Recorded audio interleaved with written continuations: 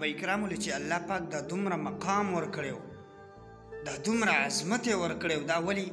ځکه چې صحابه کرامو به د رسول الله صلی الله علیه وسلم کامل اتباع کوله. د هغې په برکت سره الله پاک قرآن کې وفرمایل رضی الله عنهم ورضوا عنه. حضرت حذیفه رضی الله تعالی عنه باره کې راځي چې حضرت حذیفه رضی الله تعالی عنه ایران ته چې کوم کسرا د په هغې باندې حمله شوې وه، نو حضرت حذیفه رضی الله تعالی عنه د مذاکراتو دپاره لاړ. حذیفه رضی الله تعالی عنه ته هغوی روټۍ کېښوده. حذیفه رضی الله تعالی عنه هغوی روټۍ خوړله.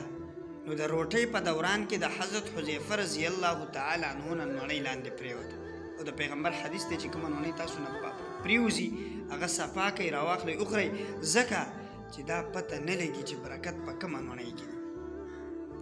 نو محترم حضرت حذیفه رضی الله تعالی عنه د هغه نړۍ د راوچتولو دپاره لاس وغځول، خواته یو کس وویل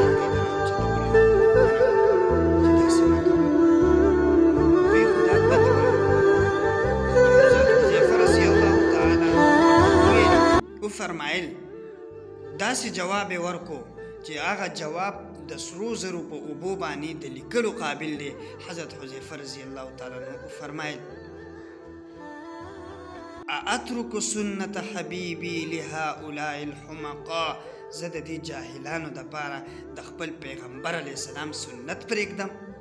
محترمو هغوی دې ته نه کتل چې څوک به د پیغمبر علیه السلام د سنتو د وجې زموږ لان تانو کې نه وایي زه دا د دوی هغه کم سپکاوی چې دی هغې ته ځان تړلی شم، خو د پیغمبر علیه السلام سنت نشم پرېښودی.